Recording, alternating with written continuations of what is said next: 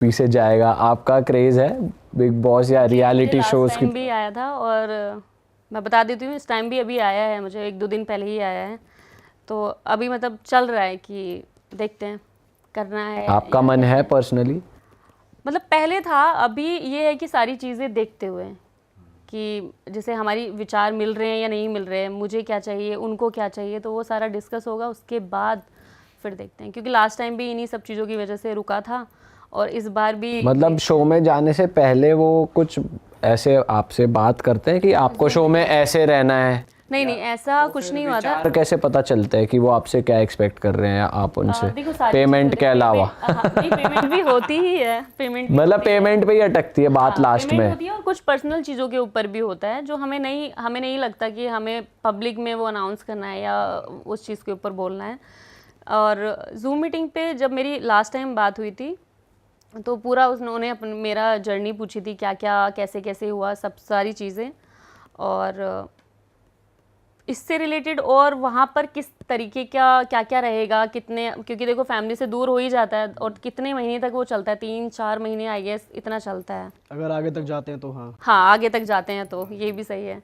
तो अब उसमें क्या होता है, गालियाँ देना है ना, मतलब तुम्हारी एक दूसरी इमेज या तुम्हारी एक रियल साइड ना आ जाती है। हाँ वो बिल्ड डर है कि भाई मेरी वो रियल साइड या कुछ और है, मेरी कोई दूसरी साइड ना आ जाए। भी नहीं है, पर आप ये सोचो ना, आप 4 लोग 10 लोग मेरे ऊपर आ रहे हो, गालियां दे रहे हो, बदतमीजी कर रहे हो, मैं कुछ ना बोलूँ तो भी मैं नेगेटिव हो रही हूँ, मेरा मजाक बन रहा है, अरे यार ये तो लूजर है, कुछ बोल नहीं रही है, कुछ बोल दिया तो ये बोलती है, ये बोलती है। तो गुस्से में जब ट्रिगर होता है ना इंसान, आपके पास फ़ोन नहीं है, वही एक 4 दीवारी हैं, 10 लोग हैं, उन्हीं के चेहरे देखने हैं आपको, उन्हीं से अभी लड़ाई हुई, उसके बाद आपको उनसे ही बोलना पड़ेगा, वो आपकी टीम में सेलेक्ट हो जाते हैं, जिनसे आपका मन भी नहीं करेगा वही आपकी टीम में सेलेक्ट हो जाते हैं।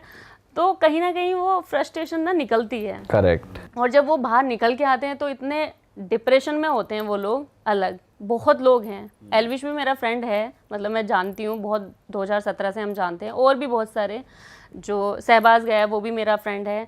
तो जब पूछो तो फिर वो अलग ही चीज़ें होती हैं कि यार माहौल थोड़ा सा रहता है। तो लास्ट टाइम मासूम सर और मुझे आया था, दोनों को एक साथ ही था, हम एक ही जगह थे, तो वहाँ पर आया था, पर दोनों का ही, मासूम सर का भी कुछ थे चीज़ें कि जो उनके साथ मैच नहीं हुई, मेरा भी था कि नहीं हुआ। अब इस बार देखते हैं कि क्या होता है।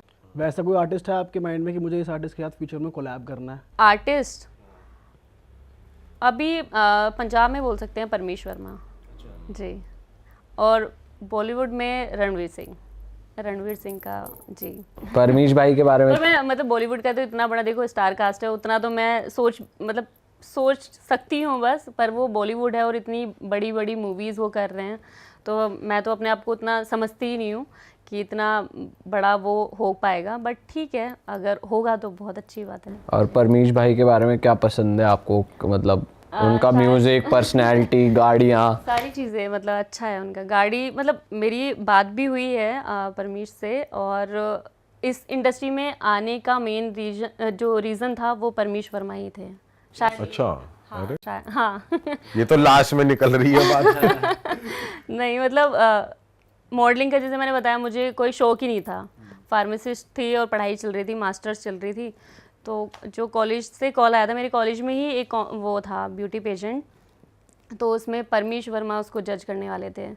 तो जब कॉलेज से कॉल आया कि आपको आना है, पार्टिसिपेट करना है, तो हाइट वगैरह थी मेरी पहले से, तो अब हाइट होती ही है मेन मतलब मॉडलिंग में, तो मैंने बोला कि मैं नहीं कर सकती और मेरी फैमिली अलाउड नहीं करेगी, और मेरे को भी पसंद नहीं है, जब चीज़ें ही नहीं पसंद हो तो आप कैसे उसको कर सकते हो।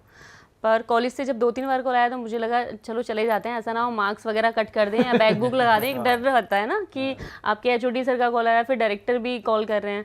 तो फिर मैं गई, अपने ब्रदर के साथ ही गई थी, तो वहाँ जाके देखा तो ना तो परमीश वर्मा थे, ना कोई ऐसे वो था, क्योंकि मुझे मॉडलिंग का पता ही नहीं था और कॉलेज में भी नहीं पता था। मुझे लगा मैं उसी दिन मिल लूँगी, और मैं प्रॉपर, मेरे भाई मुझे पंजाबी कुड़ी एकदम गुथ वुथ और पूरा पंजाबी आउटफिट वो पहन के मैं वहाँ गई, तो देखा वहाँ परमीश भी नहीं है, और वो तो शो बाद में हो गए थे, सिर्फ एक ऑडिशन है। सिर्फ वो एक ऑडिशन था, ऐसे ऑडिशन और भी स्टेट में पता नहीं कितने सारे होने थे। वहीं दिल मतलब ये हो गया, मैं तब फैन थी उनकी कि अरे परमीश चलो चलते हैं अपने ही कॉलेज में, बस मिल लूँगी, देख लूँगी, ऐसा वाला। पर ऐसा कुछ हुआ नहीं, वहाँ से हम आगे कि अब तो कभी फ्यूचर में कभी मतलब ऐसा होगा ही नहीं, क्यों मॉडलिंग में कभी आना ही नहीं है, एक्टिंग लाइन में आना नहीं है। फिर उसके बाद धीरे धीरे फैमिली का सपोर्ट रहा, भाई मेरे साथ में ही था, तो फिर चंडीगढ़ में ही वो फिनाले हुआ था जब मैं मिली थी। पर वहाँ पे भी मना किया हुआ था कि आप मतलब अपनी फीलिंग्स आप उनको शेयर नहीं कर सकते, कि आप इंट्रो दो बस और जाओ। बोल नहीं सकते मतलब। इंट्रो में फिर भी आपने कुछ बोला नहीं उनसे, इंटरेक्ट कुछ नहीं ऐसा नहीं, कुछ नहीं बोला। फिर भी होता है ना, मना करो फिर भी। याद है कि मुझे जब मैं उसमें सेकंड रही थी, तो स्पार्क ऑफ द इवनिंग भी एक टाइटल था उसमें मिला था, तो उनकी बस एक लाइन मुझे याद है कि ये टाइटल श्वेता को मिलना चाहिए था, मतलब मिलना चाहिए ऐसा वाला, कि ये टाइटल तो श्वेता को ही मिलना चाहिए, ये लाइन थी उनकी। और उन्होंने जब मुझे वो शैशे पहनाया था, तो मतलब वो लाइन मुझे आज तक याद है, कि वो एक समझ सकते हो ना, एक फैन वाला फैन मोमेंट। हाँ, तो मेरे लिए वही काफ़ी था कि ठीक है, मैंने देख लिया, मैं मिल ली। उसके बाद मैंने उनको बता दिया है, मेरी बात हुई है उनसे। और एक मैंने और मेरे हस्बैंड ने एक उनका प्रोजेक्ट भी उसमें 3 का कोलैब था, खुले खर्चे, प्रिंस नरूला, रफ्तार और परमीश वर्मा। वो प्रोजेक्ट भी मैंने और मेरे हस्बैंड ने ही डील कराई थी उसकी, पर मैं तब भी नहीं मिल पाई थी उनसे।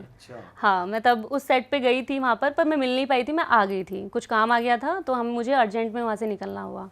तो फिर उसके बाद मैंने अपना मतलब मेरे को लगा पता नहीं कब मैं मिलूँगी, कब मैं बताऊँगी, तो मैंने उन्हें इंस्टा पे बता दिया था कि सर मैं मतलब आज मैं हूँ यहाँ पर, तो अगर वो ना आ रहे होते, मैं उनकी फ़ैन ना होती, तो शायद मैं इस लाइन में होती ही ना, मैं अपनी मेडिकल लाइन में होती। मतलब ये सच में फैक्ट है। उन्होंने क्या बोला? मतलब उन्होंने बस ऐसे कि हाँ ठीक है, कभी आगे फ्यूचर में प्रोजेक्ट करेंगे। तो मेरा ऐसे प्रोजेक्ट को लेके ऐसा नहीं है कि हाँ ज़रूरी है करें, बस मैं मिल ली, मैंने अपना बता दिया। और मैं इस चीज़ का मैं इसलिए बोल रही हूँ कि क्योंकि सच में ये फैक्ट था, ये एक्चुअल हुआ था, कि मैं उन्हीं की वजह से, अगर वो मैं कंपटीशन नहीं करती तो मैं यहाँ होती ही नहीं। तो वो चीज़ तो एक कहीं ना कहीं एक होता है ना कि यार उनसे मिल लूँगी, तो ऐसा वाला। तो परमीश भाई रीजन बने कि आपने मासूम दादा के साथ गाना किया।